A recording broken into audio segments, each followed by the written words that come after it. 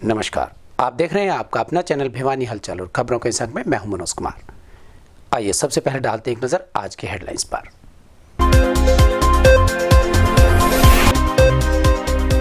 भिवानी में 2 कोरोना मरीजों के ठीक होने के बाद बचे 6 एक्टिव केस।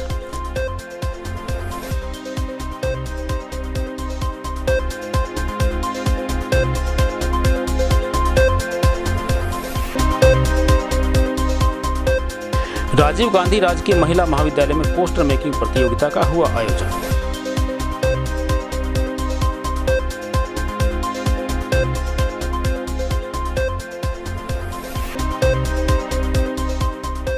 मेरी फसल मेरा ब्यौरा विषय पर पंचायत भवन में हुआ बैठक का आयोजन।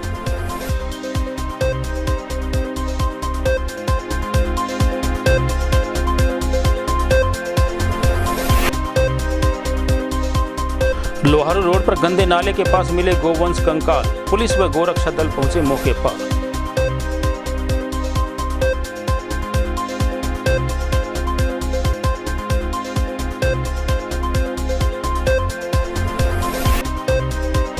अंतर्राष्ट्रीय महिला दिवस की पूर्व संध्या पर राजकीय कन्या वरिष्ठ माध्यमिक विद्यालय में हुआ आंतरिक स्वच्छता पर जागरूकता कार्यक्रम।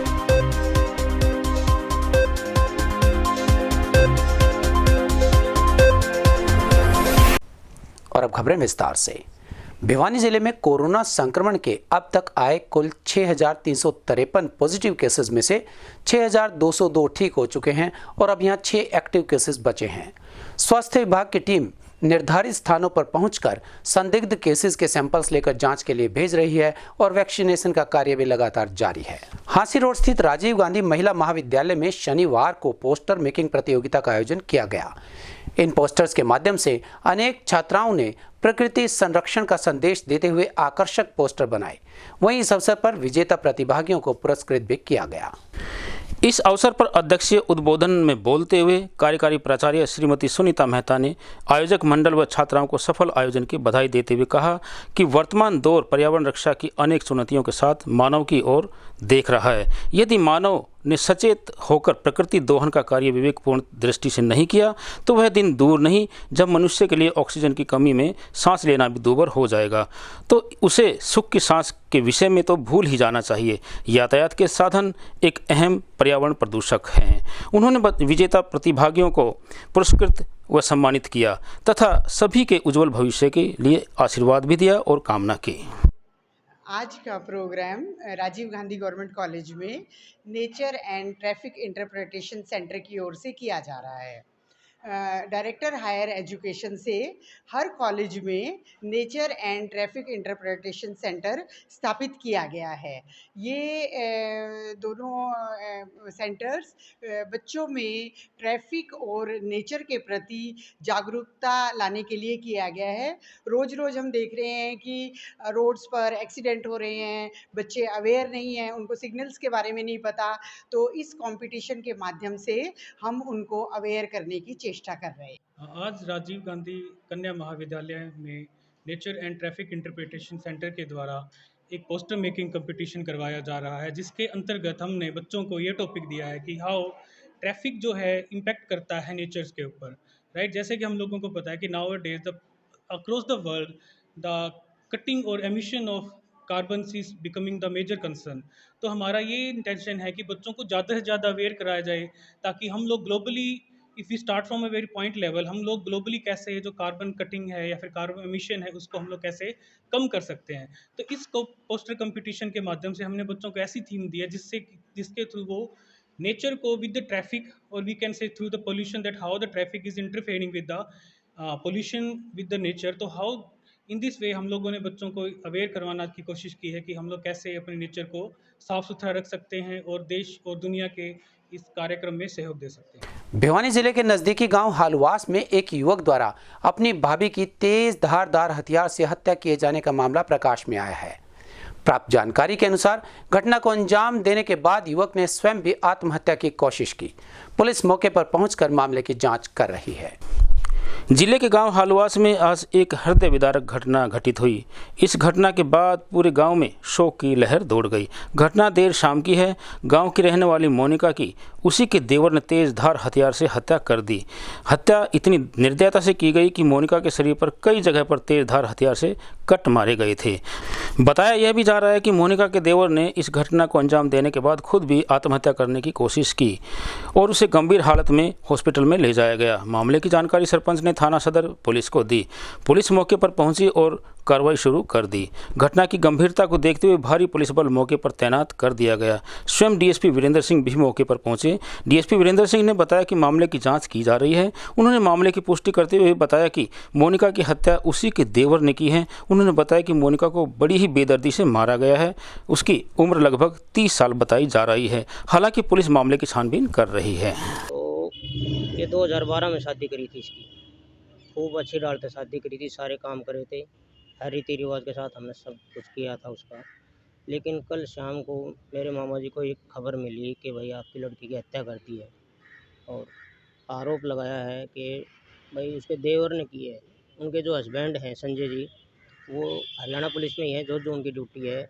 उनको भी ये बताया गया कि भाई आपके छोटे भाई ने उसकी हत्या कर दी है।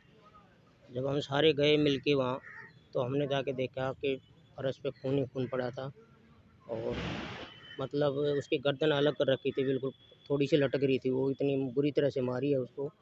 पीठ पे भी वार थे, हाथों पे भी वार थे। उसने बचने की कोशिश की। रसोई से मारने लगा। वो रसोई में गाजर भी पड़ी थी, सब्जी कुछ बनाने के लिए वो गई थी, वहाँ से घसीट के वो कमरे के अंदर लेके कमरा बंद करके उसको बुरी तरह से निर्मम तरीके से मारा है। जब हमने जाके देखा, वहाँ से पूछताछ करी, बताया कि वो फरार हो गया वहाँ से। उसको अभी तक हमें नहीं पता कहाँ है वो, क्या पुलिस इन्वेस्टिगेशन हुई कि नहीं हुई। तो ये तो एक जांच का विषय है कि किस वजह से उसको मारा गया, क्या उसने गुनाह किया था उसे। आज तक उसकी कोई हमारे पास कंप्लेंट नहीं आई कि क्यों मारा उसको। इतनी बुरी तरीके से तो कोई जानवर को भी नहीं मारता।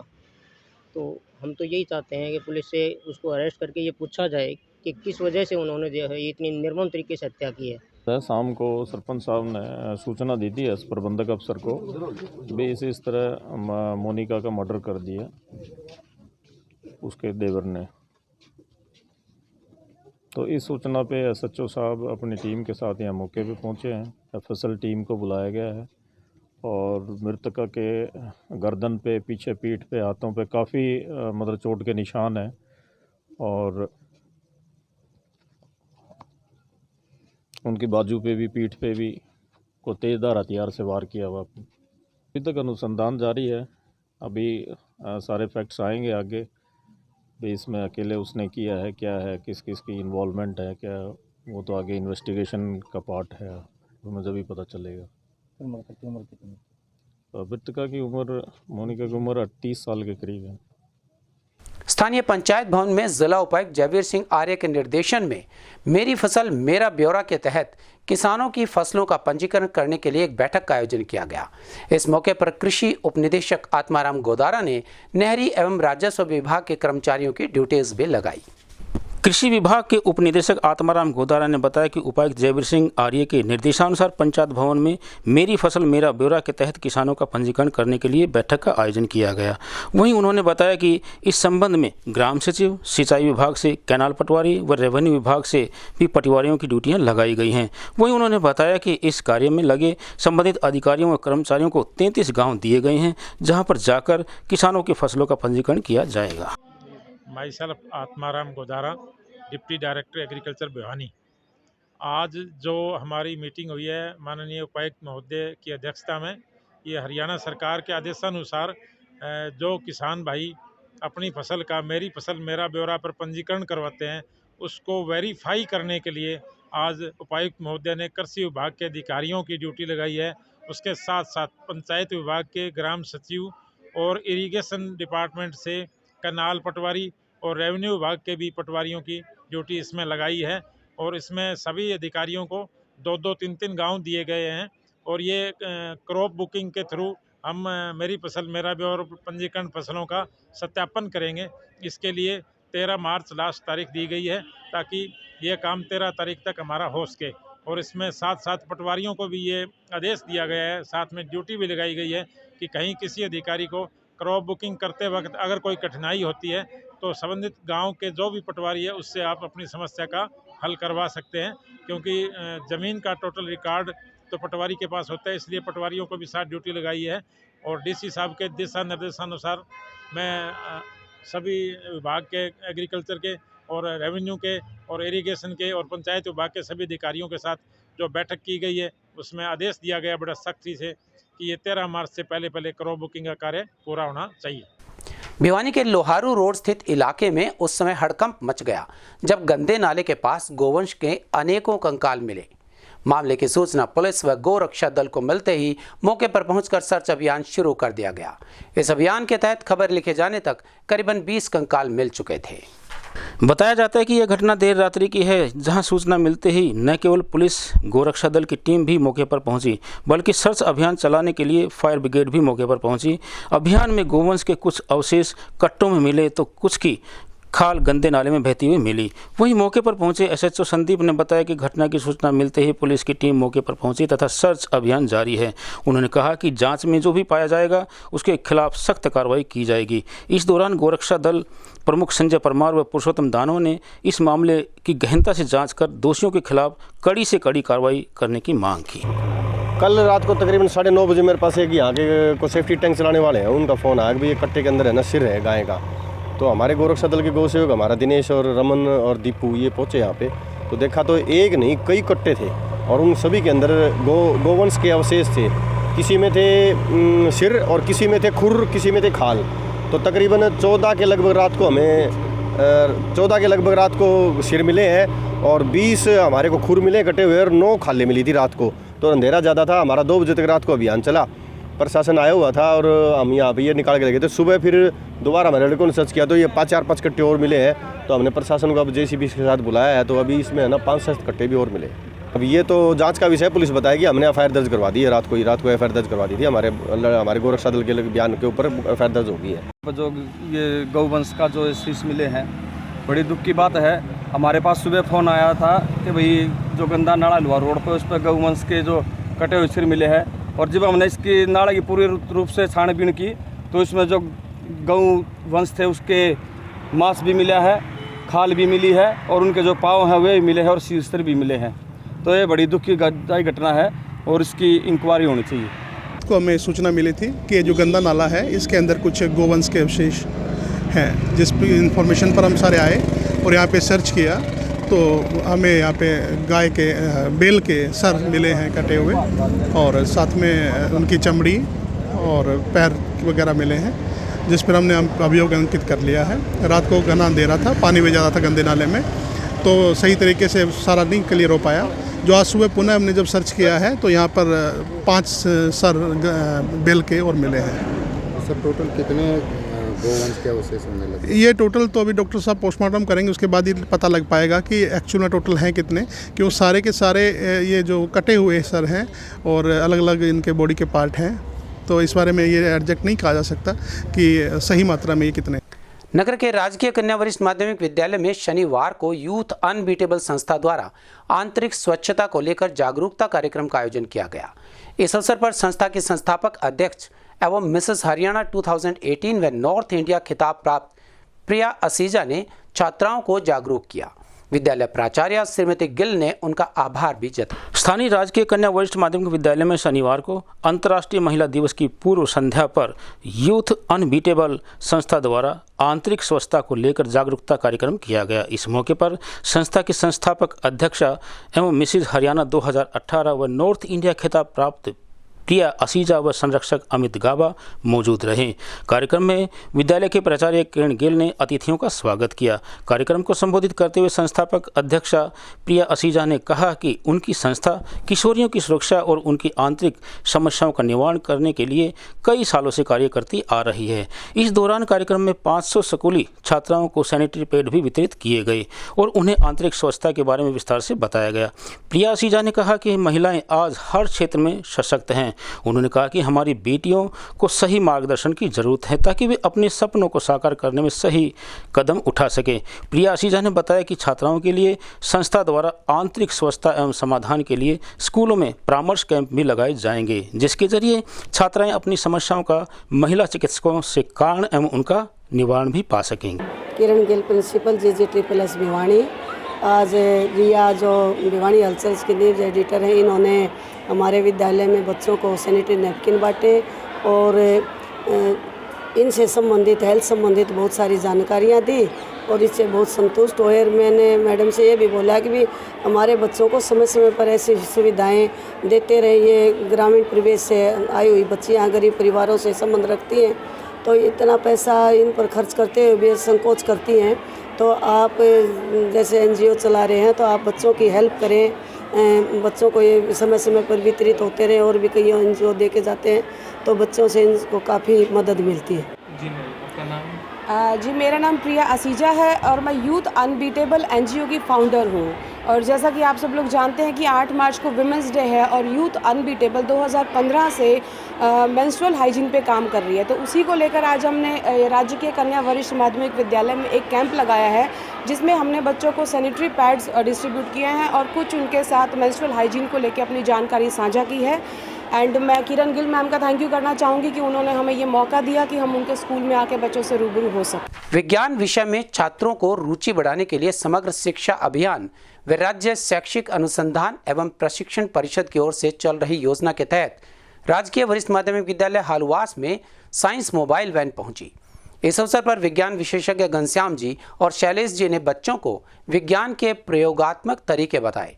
वहीं जिला परियोजना अधिकारी परमेश्वर शर्मा ने इस कार्यक्रम में विशेष रूप से शिरकत की और विद्यालय का निरीक्षण भी किया। NCERT के द्वारा तैयार योजना के अंतर्गत साइंस विषय में छात्र रुचि कैसे ले, इसके लिए खेल खेल में साइंस पढ़ाने की योजना के बारे में बताया गया। इसके तहत विज्ञान प्राध्यापकों को विशेष प्रशिक्षण कार्यक्रम के तहत प्रयोगों की मदद से पढ़ाने के तरीके सुझाए गए। वहीं साइंस वैन के जरिए भी स्कूलों में छात्रों को विभिन्न विषयों की जानकारी व्यवहारिक तरीके से दी गई।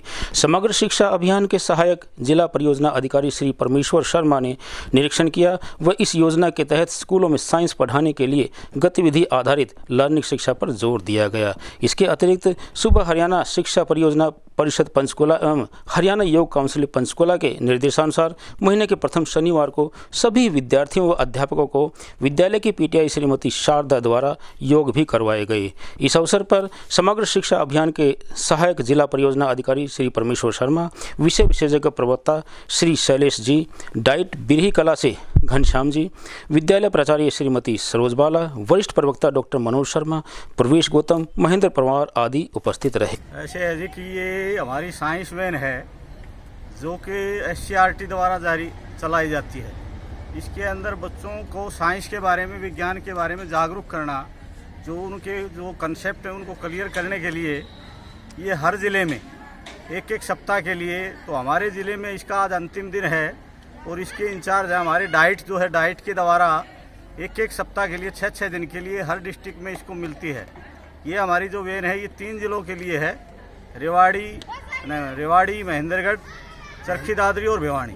4 डिस्ट्रिक्ट के लिए पहले महेंद्रगढ़ इसको कंट्रोल करता था, महेंद्रगढ़ से कंट्रोल अब डाइट बिरही के पास आ गया है। तो इसका पूरा कंट्रोल बिरही के द्वारा हमारे को जब मिलती है तो आधा समय ये दादरी को दे देते हैं और आधा भिवानी को दे देते हैं। तो इसके तहत बच्चों में जो साइंस का जो कंसेप्ट है, जो भय है बच्चों में, एक प्रकार का बच्चों की जो मिथ्या भ्रांति हैं उसको दूर करने के लिए और कंसेप्ट को क्लियर करने के लिए आज ये हमारा अंतिम पड़ाव इस सप्ताह का राजकीय वरिष्ठ माध्यमिक विद्यालय हालवास में है और जिसके तहत बच्चों के कंसेप्ट क्लियर किए गए।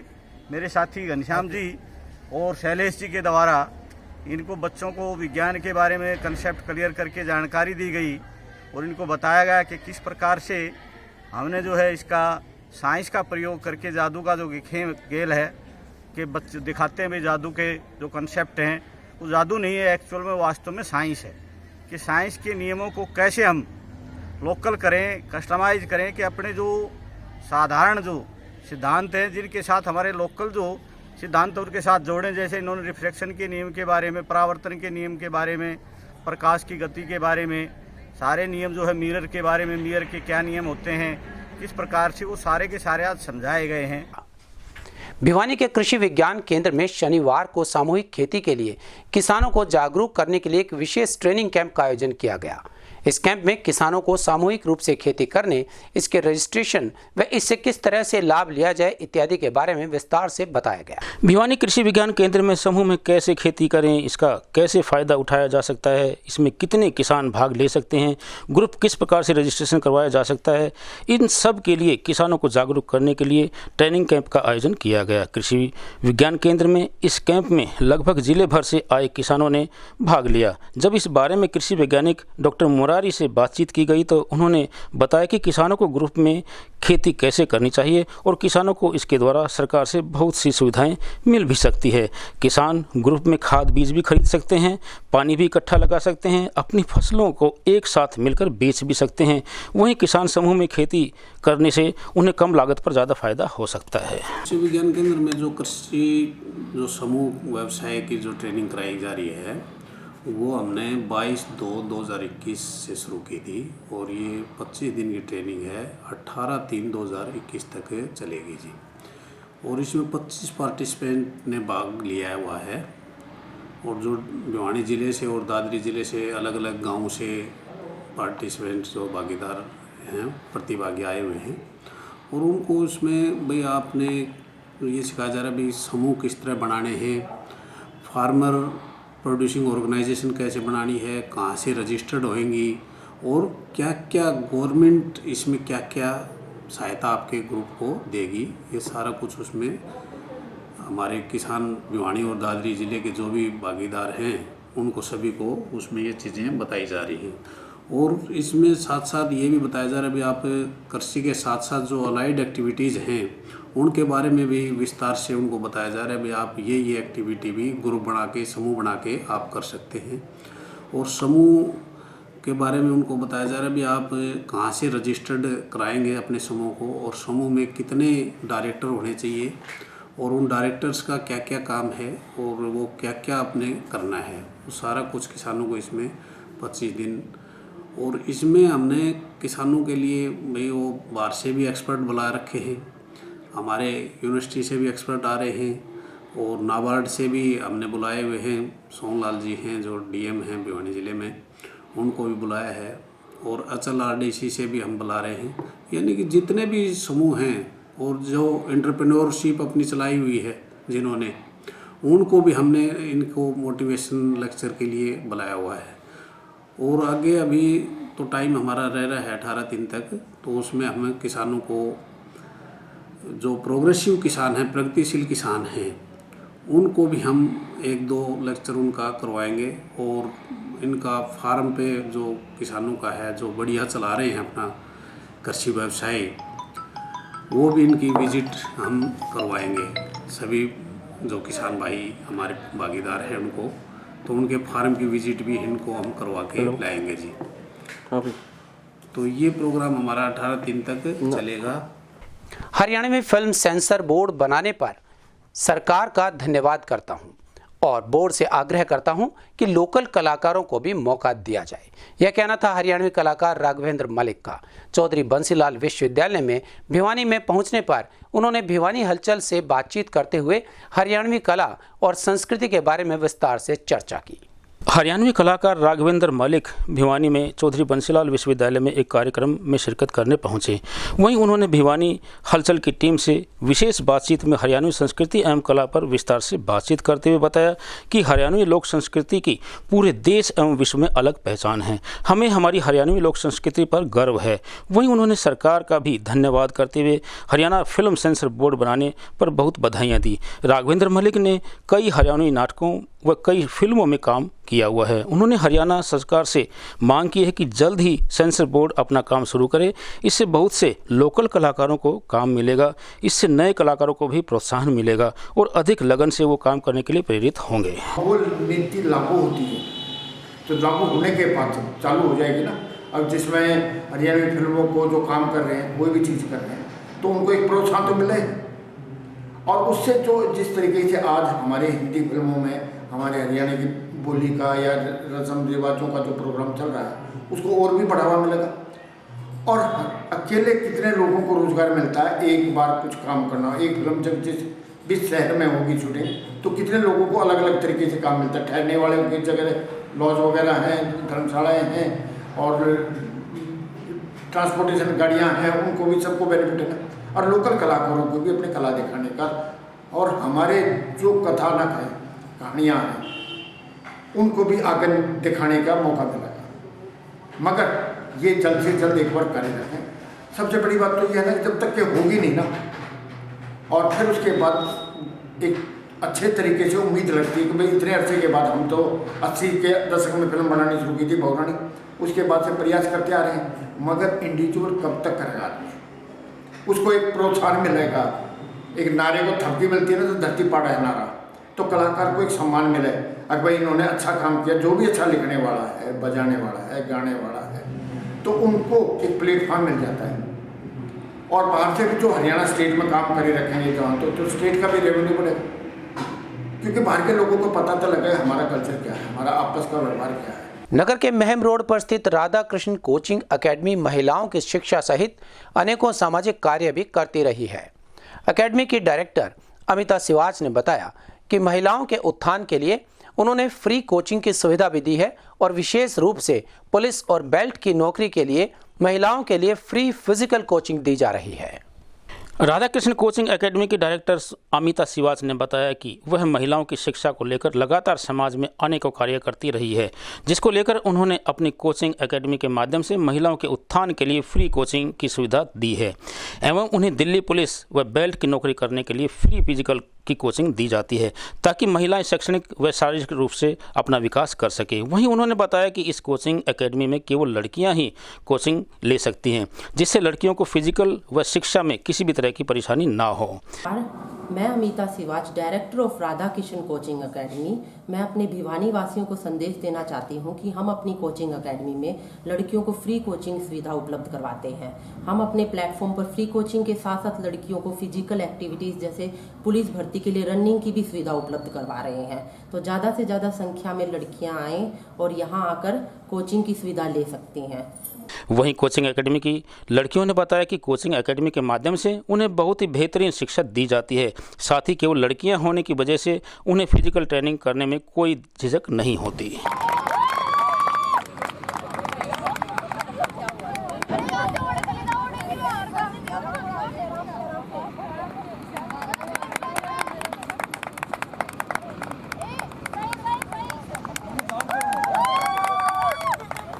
आराम से करोगे तुम, आराम से आराम से आराम। मेरा नाम रजनी है, मैं चांग से बिलोंग करती हूँ और अब मैं एकेडमी के बारे में कुछ बताना चाहती हूँ। हमारी एकेडमी का नाम है राधा कृष्णन एकेडमी, जो कि ओनली फॉर गर्ल्स है। यहाँ पे मेरे अंदर यहाँ आके कॉन्फिडेंस आया है कि मतलब गर्ल्स के अंदर, हमारे अंदर एक झिझक रहती है कि हम लड़कों के बीच में अपना एक क्वेश्चन जो है वो अच्छे से क्लियर नहीं कर पाते हैं, लेकिन यहाँ आने के बाद मेरी वो झिझक ख़त्म हो गई है।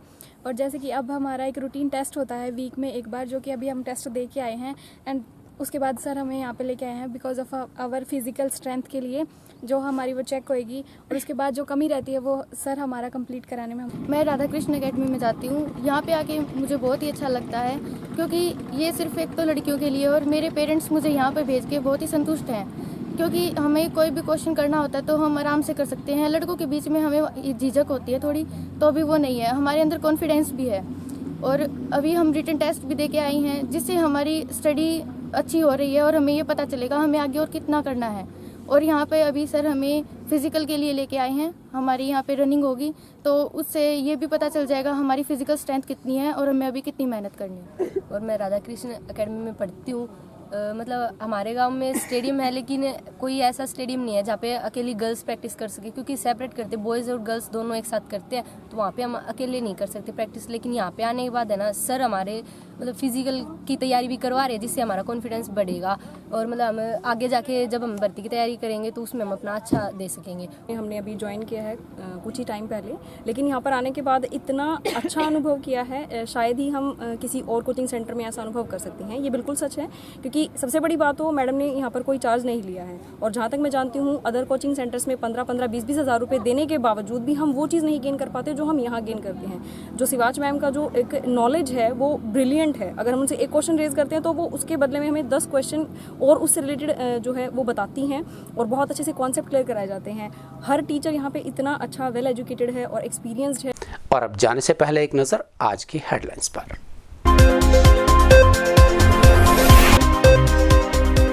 भिवानी में 2 कोरोना मरीजों के ठीक होने के बाद बचे 6 एक्टिव केस।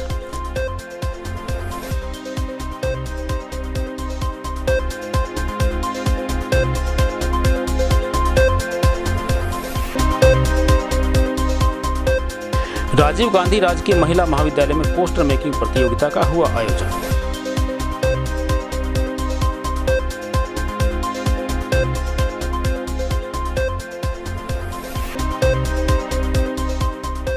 मेरी फसल मेरा ब्यौरा विषय पर पंचायत भवन में हुआ बैठक का आयोजन।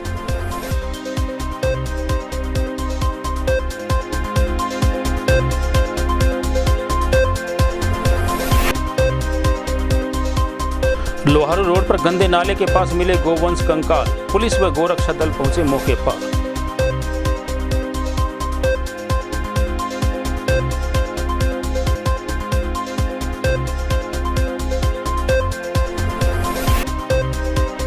अंतर्राष्ट्रीय महिला दिवस की पूर्व संध्या पर राजकीय कन्या वरिष्ठ माध्यमिक विद्यालय में हुआ आंतरिक स्वच्छता पर जागरूकता कार्यक्रम।